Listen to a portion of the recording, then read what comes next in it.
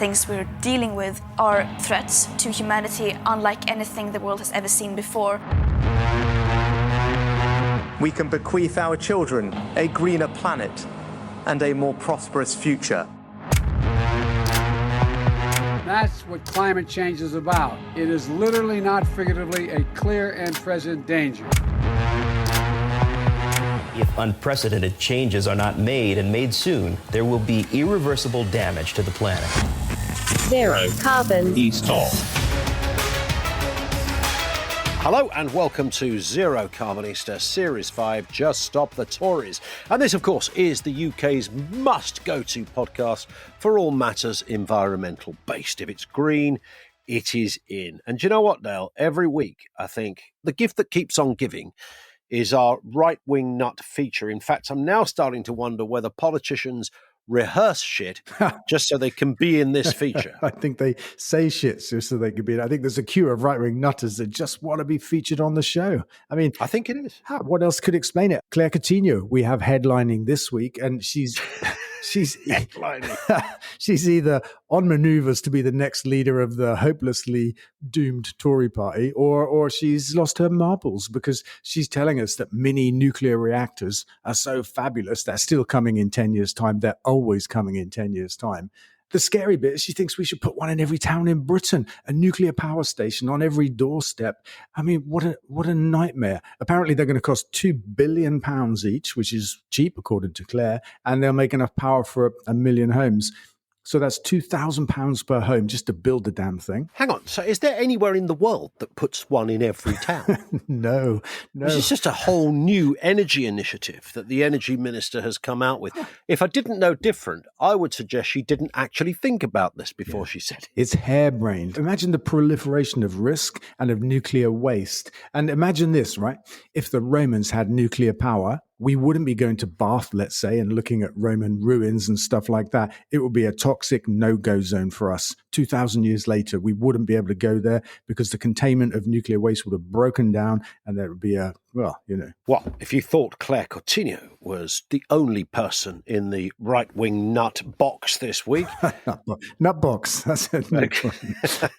Because Maria Caulfield, another Conservative MP, faces calls to refer herself to the Ethics and Advisory Committee over false claims about 15-minute cities. I think the Lib Dems have spotted that the health minister is spreading business claims about constituents' freedoms to drive. Yeah, so this is our support act this week. Maria Caulfield, I never heard of her before, but apparently she is the health minister. I mean, it tells you just how active she's been. I mean, we just haven't seen her anywhere. But that's probably because she's busy spreading these silly conspiracy theories. But they're not just silly, they're dangerous because all kinds of people have picked up on this 15-minute city thing, and they think councils up and down the land are planning to lock us all in our homes, give or take a 15-minute kind of perimeter that we're allowed to wander around in. I mean, it's a crazy thing that they're saying. And the Lib Dems have, as you say, picked it up, and I think they've asked her to refer herself. I'm not really sure, but she's not going to do that. No. I mean, we've talked about this on the radio show quite a lot because it does come up.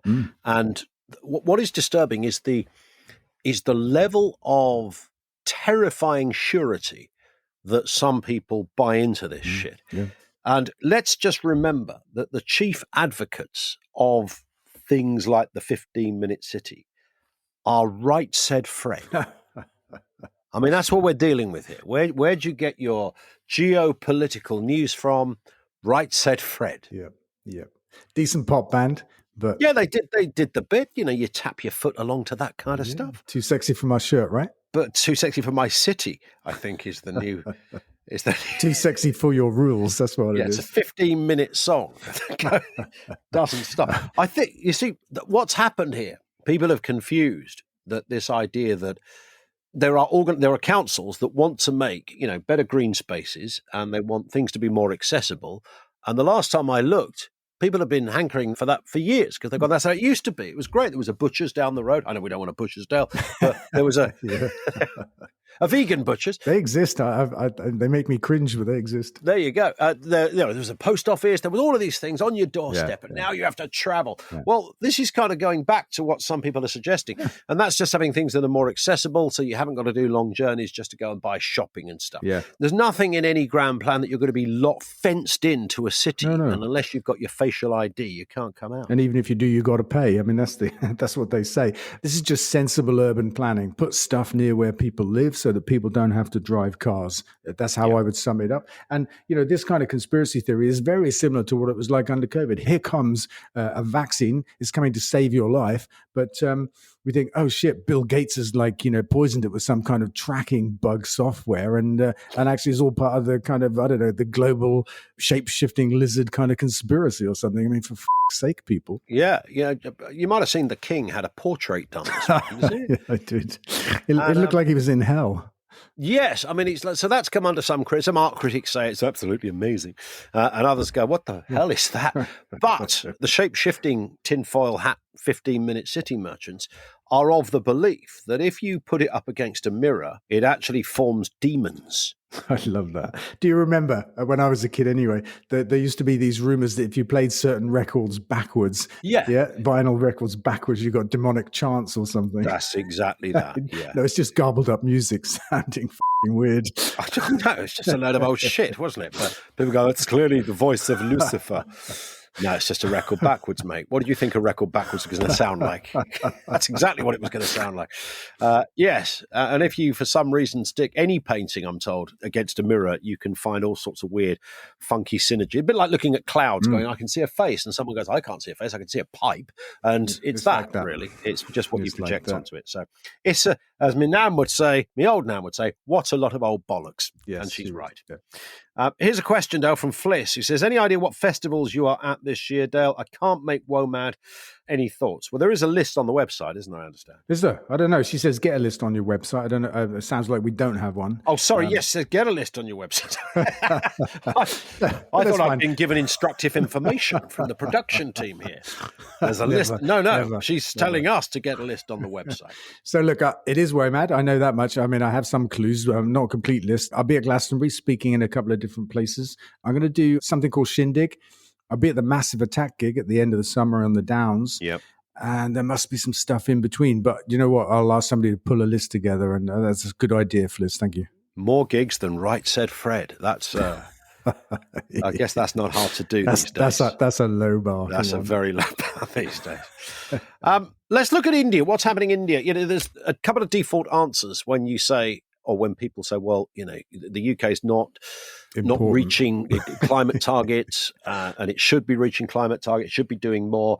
And somebody goes, what about China?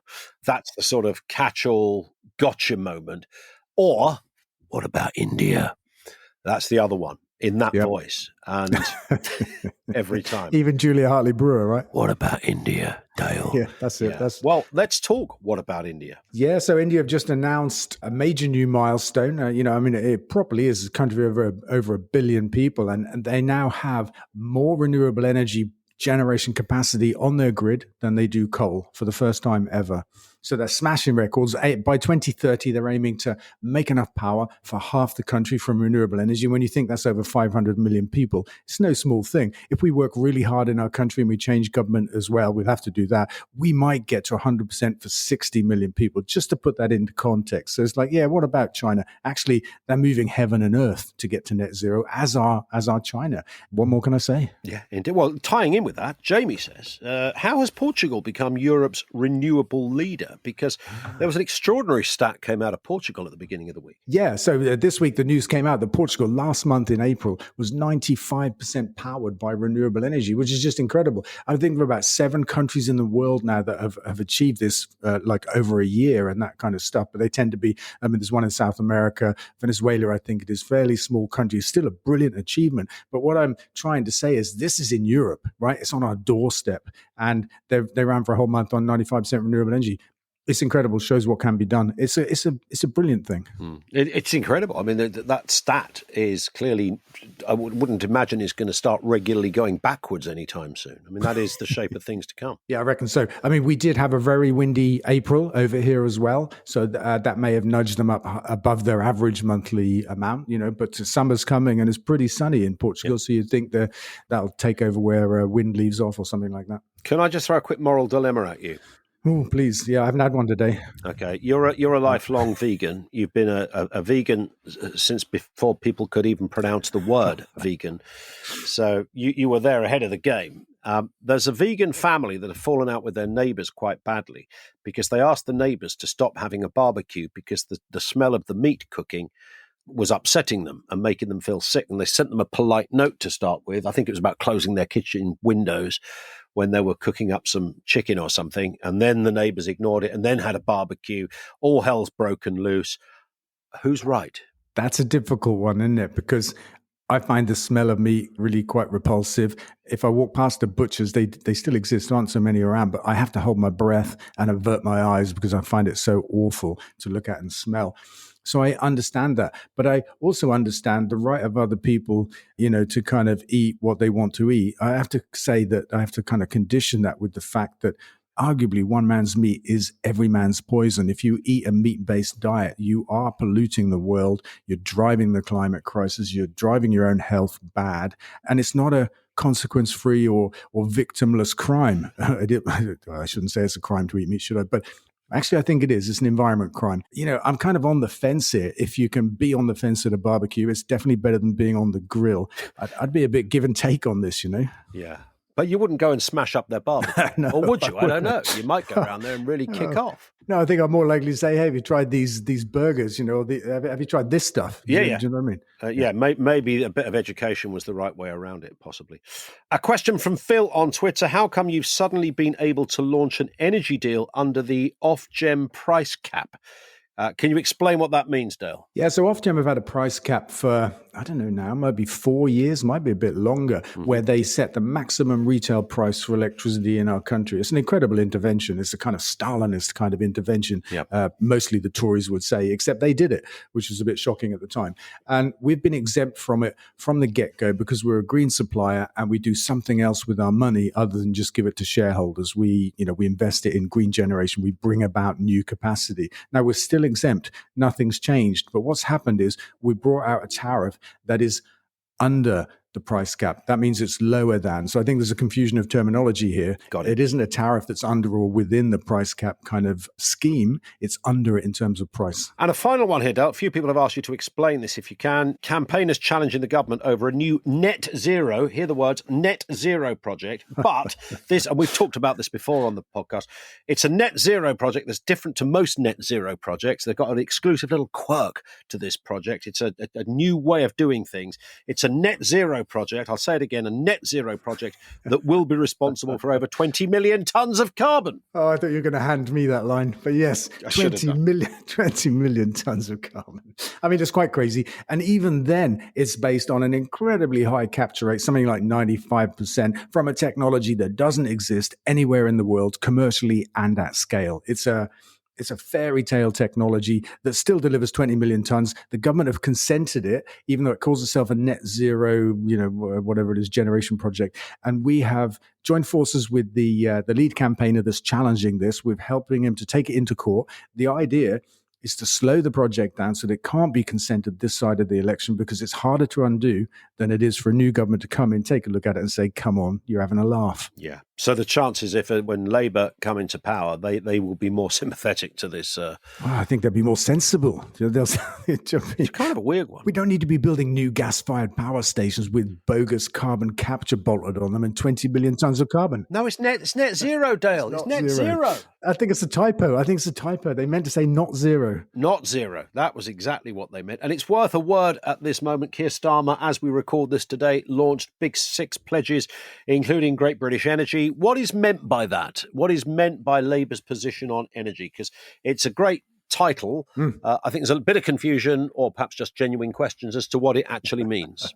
Yeah, I was on LBC with James O'Brien just now talking about that. The Great British Energy, is a great concept. It's a publicly owned energy company. And basically the 50% of green electricity we need to build to get to 100% is going to be owned to a large extent by the British public. So the profits from those projects that we build to make that energy that we need, that is going to drive our energy bills to the floor and keep it there, the profits for that will go to the people of our country rather than to foreign companies that up until now the Tories have been allowing to buy everything, trash everything, water companies, train companies, you name it, whatever. So it's just a brilliant idea. We need this 50% building. There's no magic to it. It should be built and owned by the public. And Del, that is it for this episode. We will speak in a week. We've got a note at the bottom of the program. I don't know if it's worth mentioning, but it says the email address is and always will remain zerocarbonista@ecoelectricity.co.uk. And the little cheeky note chiding us here says, listeners remember it better than both of you can.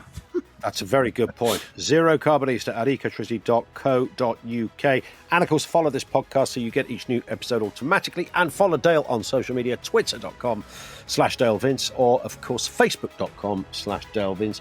And as a bit of a treat, on TikTok too.